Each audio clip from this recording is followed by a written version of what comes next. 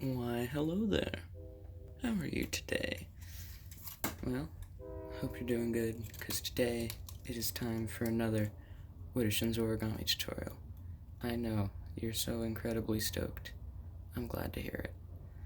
So today what we're going to be doing is we're going to be making some DNA, because who doesn't love good old deoxyribonucleic acid, or whatever it's called?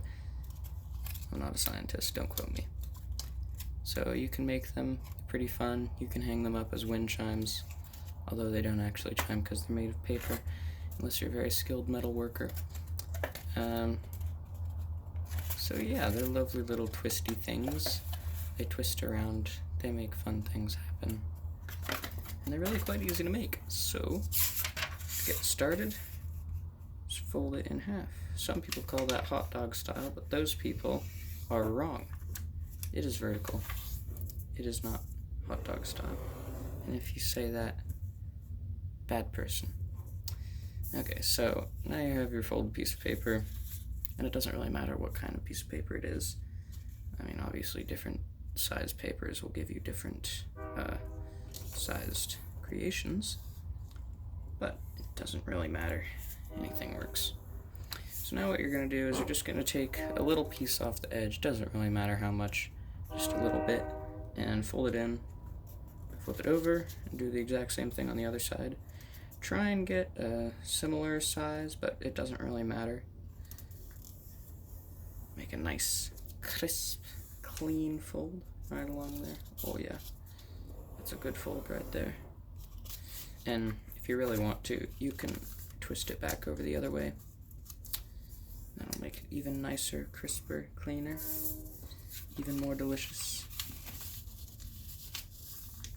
And just do it for the other one too. That'll make it nice and good right across there like that. So now that you've got your two folds, you can unfold them. You can always bring them back. They're easily recreatable if you need to. So now you're just going to fold it horizontally, not hamburger style, horizontally. If you say hamburger style, you are wrong. I'm sorry, but it's just a fact. Oh yeah, it's a good crisp fold right there. And then let's see, we're just gonna keep going, folding along the horizontal here. Just right along there, nice and crisp folds. And it doesn't really matter how many times you do this, as long as the boxes are evenly sized, of course. Well, I guess technically they don't have to be evenly sized, but you'll have a very lopsided DNA spiral if they're not evenly sized. And make sure that all the folds are the same way, so they're either all going to be V's, or they're all going to be mountains, or barns, or whatever you want to say. But just make sure they're all oriented the same way. And we're just going to keep doing this all the way up, making sure they're nice and crisp. I wish I could roll my R's, but I can't, so you're just stuck with me saying crisp for now. Oh yeah, that's a good one. And last one, just right there. There you go.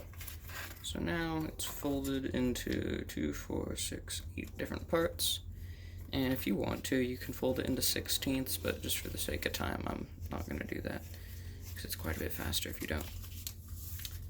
Now, here, you can bring your sides back in.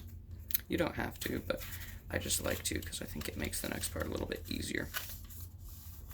Just bring your sides right back in, and then you have, you might be able to start seeing that this kind of Z shape is the same shape that we got going on here.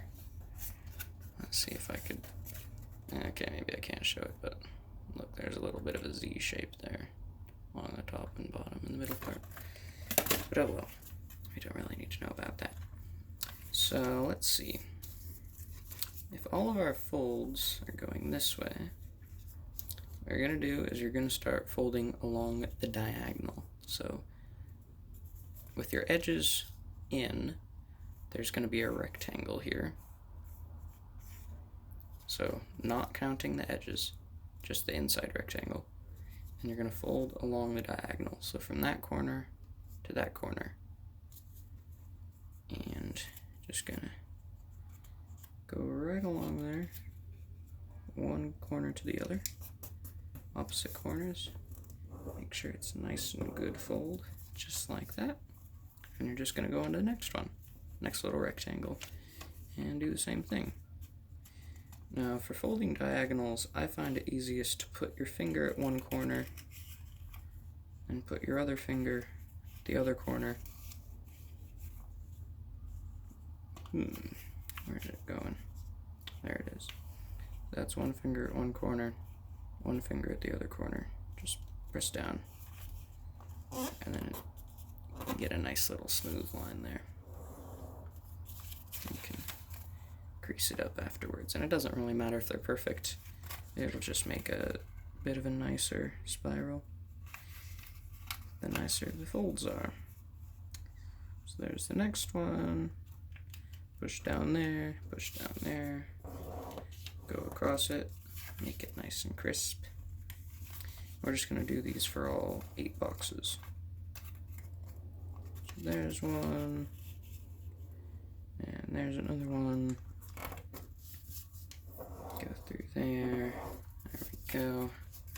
Just trim my fingernails so it's not quite as easy to make crisp folds. But still do it anyways, because it's nice and important. There you go. And 3 more. See if I can do these ones fast too. How fast do you think I could do them? It's probably not a good idea to do them fast, just because it gets sloppy and then you mess up and then it just looks bad. Don't want that. Unless you want it to look bad, of course, which you might. I don't know. Maybe you're doing some stylized origami, something like that. But you might not be. So, one last box. Hey, get over there. It's misbehaving. Put your finger there. Oh, the last one's always the hardest because it's right at the end of the paper, so it's kind of hard to tell what's going on. But there's the diagonal. Get that folded through right there. And alright, so now you can see that we have all of our horizontal folds and all of our diagonal folds. And this is the point where you do have to bring out your sides. Let's see, I think I'm going to have my side go this way. So one side is going one way, one side's going the other way. So one's going towards you, one's going away from you. Just like that. And now, what you're going to do is you're going to start compressing it. Now this is a little bit tricky, and it'll get easier after a while. But what I like to do is I just like to go through the first diagonal, pinch them together. And then if your lines are good enough, because they're nice and crisp and clean, then the next horizontal fold should go the same direction. And then the diagonal should just collapse on top of that, and then the horizontal should go, and the diagonal should go, and again, this is kind of hard to show, so, let's see, the most important thing is you keep rotating it, because it is a spiral, so it's a good thing if it's rotating.